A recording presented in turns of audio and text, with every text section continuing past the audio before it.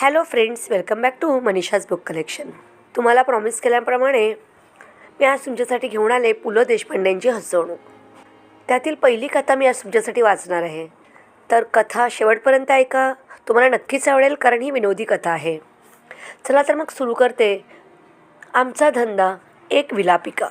कथा सुरू करण्या अगोदर मी तुम्हाला विनंती करेल, जर माझ्या चॅनलला सबस्क्राईब केलं नसेल तर सबस्क्राईब करा, लाईक करा आणि शेअर करा. माणूस जगण्यासाठी अमुक एक धंदाच का निवडतो ह्याचे मला पहिल्यापासूनच गूढ आहे. लॉन्ड्री करणारा माणूस घ्या. हा किराणा भिसार मालाचे दुकान न काढता लॉन्ड्रीच का काढतो? दुसऱ्यांचे कपडे धुवून किंवा हरवून दाखवण्याची ईर्ष्या जन्मजात माणसात निर्माण होत असेल का? धंद्याची निवड ही भांडवलावर आहे असे म्हणावे तर भरपूर भांडवल असलेले लोकही विशिष्ट धंदाच का करतात?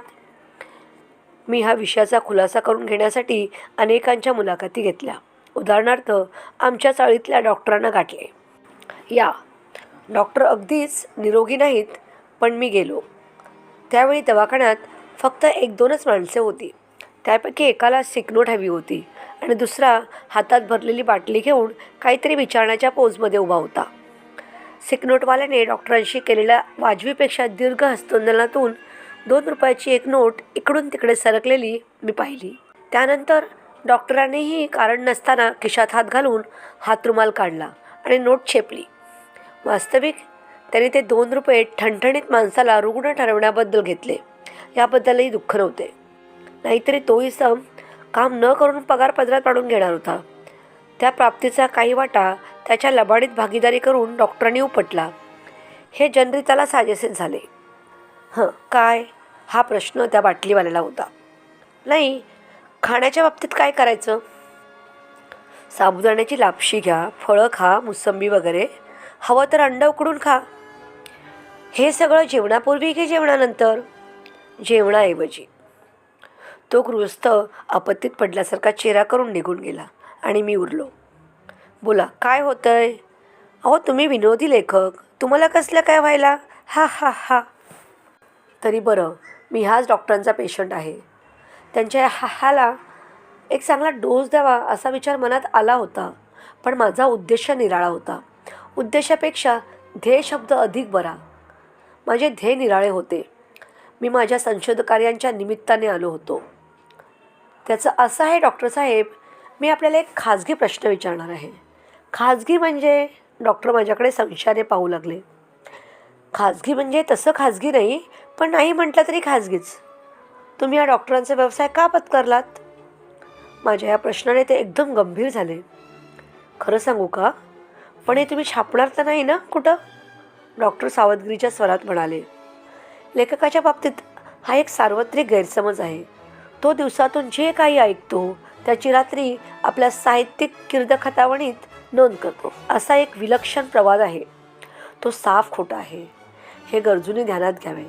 छे, मग सांगतो. छापण्यासाठी असेल तर लिहून घ्या. आपल्या भारतात. नको, मी व्याकुळ होऊन म्हणालो.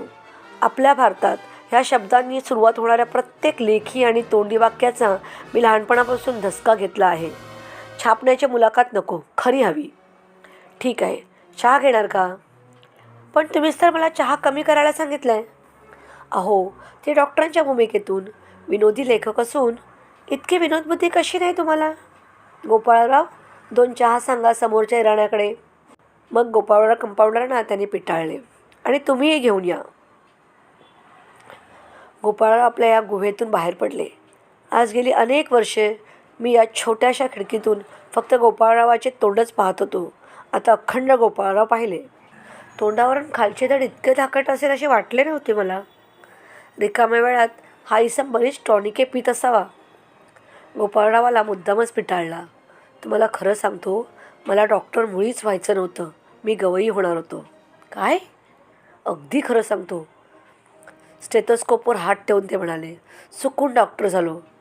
एरवी या धंद्यात राम नाही. असं कसं म्हणता? परवा तर नवी गाडी घेतली 16,000ची. ऑन रोड 16,418ला पडली. घ्या. पण सुख पैशात नाही. वा, पण डॉक्टरांना समाजात मान केवढा देतात लोक. आजारी लोक, हेल्दी लोक विचारतात का आम्हाला? तुमचा हेवा वाटतो मला. माझा? अहो, तुमची व्याख्याने होतात, हजारो लोक जमतात, पण त्यात सगळेच हेल्दी नसतात. टीकाकार नावाची एक जात आहे डॉक्टर, निद्रानाश, बद्धकोष्ठ असल्या रोगांनी पीडित असते. ती हसत नाही, ती कधी. पोट धरून हसणं पाप समजतात. अहो ते अपवाद, पण आमच्याकडे नुसतेच रोगी. तात्पर्य, तुमच्या धंद्यात राम नाही म्हणता.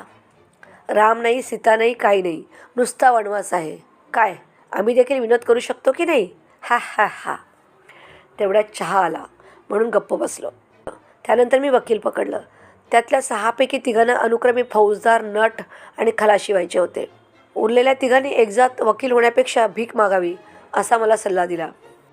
नाकेवरच्या केशाकर्षण केंद्राच्या प्राचार्य प्रदीपचंद्र कोथरूडकरांना भेटून हाच सवाल केला. त्यांच्या दुकानातही गर्दी होती, तरी देखील कात्री बाजूला ठेवून त्यांनी मला मुलाखत दिली. वास्तविक आम्ही चित्रपटाचे दिग्दर्शक व्हावे ही मनीषा मनात बाळगून ध्येयप्राप्तीच्या मार्गावर निघालो होतो. पण नाविलाजाने ही लाईन स्वीकारावी लागली असे सांगून समोरच्या गिरायकाच्या कानामागून लाईन मारली. बाकी अलीकडे बरेचसे चित्रपट पाहिल्यानंतर तिथली मंडळी इथे व इथली तिथे गेली तरी केसभरी फरक पडला नसता याची खात्री पटली. मोठ्या ड्रायव्हरला भेटलो. त्याची महत्त्वाकांक्षा हॉटेल काढायची होती. सालं गल्ल्यावर बसावं आरामात आणि पैसा करावा. ही साली झिकझिक आज पुण्यात तर साला उद्या बंगलोर. साला ट्रक चालवण्यापेक्षा रस्ते झाडणं बरं. निदान रात्री आपल्या बायकापोरात तरी बसता येतं. शेवटी माझ्या परिचयाच्या एका प्राध्यापकांना भेटलो.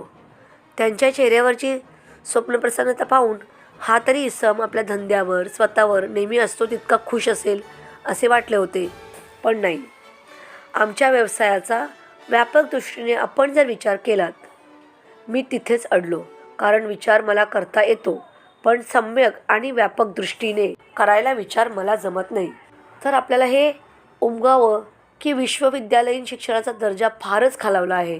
जिवंत ध्येयानं प्रेरित होऊन आगरकरकालीन महाराष्ट्रात जी एक मूलभूत वैचारिक क्रांती झाली, मी खऱ्या भूताला भीत नाही, इतका या मूलभूत शब्दाला भीतो. तिचा परिणाम म्हणून गेल्या दशकाच्या पूर्वीच्या दशकात एक प्राध्यापकाची निराळी पिढी आली. म्हणजे प्रोफेसराचा प्राध्यापक झाला तेव्हापासून गाडं विचकलं म्हणता. स्थूलमानानं आपणाला हे विधान मान्य व्हावं. समजा आपण प्राध्यापक झाला नसतात तर काय झालं असतात? मी आपला एक ठोक प्रश्न विचारला. हे आपलं बिटवीन यू अँड मी, म्हणजे ऑफ द रेकॉर्ड. म्हणजे खाजगीत बोलायचं म्हणजे मी चुकून प्राध्यापक झालो. माझ्या मनात IASला जायचं होतं. शेवटी साऱ्या संशोधनाला निष्कर्ष हा की जो ज्या धंद्यात आहे तिथं तो काही सुखात नाही आणि सगळ्यांना शेजारच्या बायकोसारखा दुसऱ्याचा धंदा अधिक चांगला वाटतो. आमचा धंदा हसवण्याचा, दुसऱ्याला पोट धरून हसवायला लावणं आणि आपलं पोट भरणं हाच तुमचा धंदा, असे मला एका गृहस्थाने कुत्सितपणाने म्हटले होते. पण सत्य हे कुत्सितपणाच्या पोटीच जाऊन का दडते कोण जाणे. घरच्या जेवणापेक्षा खानावळीतले जेवण जसे काही जणांना अधिक आवडते तसेच सत्याचे आहे. आमचा धंदा हसवण्याचा हे खरे, पण माणूस काय 24 तास धंदाच करतो? खानावळवाला देखील घरी गेल्यावर बायकोच्या हातचे खातो, तिला राईस प्लेट शिजवून नाही घालीत. डॉक्टर आपल्या पोरांना औषधच नाही पाजित, कोकाकोला देखील देतात. वकील आपल्या कुटुंबाला माय लॉर्ड म्हणून नाही हाका मारीत. पण विनोदी लेखक मात्र 24 तास विनोदच करतो अशी समजूत आहे.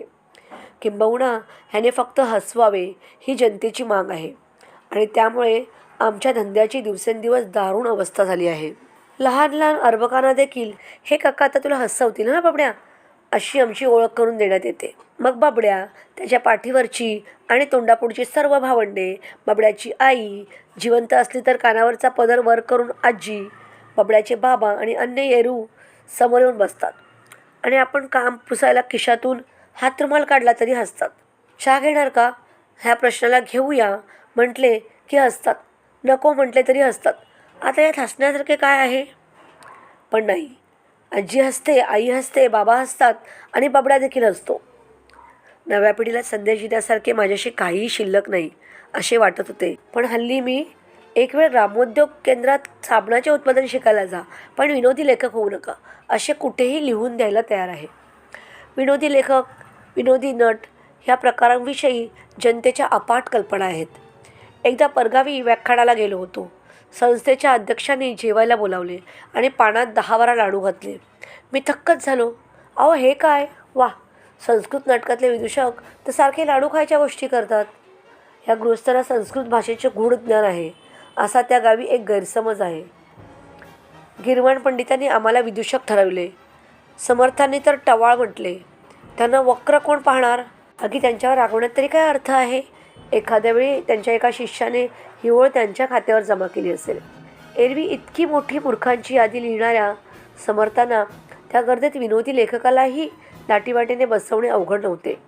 कदाचित सकाळच्या भिक्षेला गेले असताना कोणीतरी त्यांना त्यांच्या मनाच्या श्लोकाचे विडंबनही ऐकवले असणे शक्य आहे.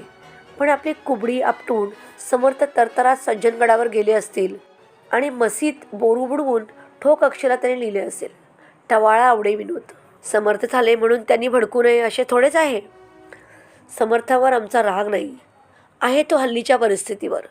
मराठीतली कविता, कथा, नाटके, एकांकिका, प्रवास वर्णने ह्यांच्या तुलनेने विनोदी लेख कितीशे लिहिले जातात. हे असे का झाले? महाराष्ट्रात विनोदबुद्धी कमी आहे म्हणून? मुळीच नाही. महाराष्ट्रात विनोदबुद्धी आणि सहनशीलता उदंड आहे. जो महाराष्ट्र हौशी नाट्यस्पर्धा पाहतो, प्रत्येक ऋतूचे निमित्त करून व्याख्यानमाला घडवतो आणि एकाच व्यासपीठावरून मराठीतील प्रेमकाव्य आणि सहकारी शेती व भारत ही व्याख्याने ऐकतो, श्रमदान करून पाव इंच पावसात वाहून जाणारे रस्ते बांधतो. सौभद्र हे भाबडे नाटक आहे. एकच प्याला कलंडलेले आहे. भाऊबंदकी थिटे आहे. मानापमान सुटे आहे. हे लेख वाचतो. मंत्र्याची सुद्धा भाषणे ऐकतो. त्याला विनोदबुद्धी, सहिष्णुता, धीर वगैरे लोकोत्तर गुण नाहीत हे कसे म्हणावे? पण डॉक्टर, वकील इत्यादी लोकांपेक्षाही आमचा धंदा दिवसेंदिवस बिकट होऊ लागला आहे. इथे माझ्या टेबलावर सकाळच्या डाक्याने आलेली 3 पत्रे पडली आहेत. 2 निषेधाची आणि 1 चुरचुरीत विनोदी लेख मागणारे संपादकांची.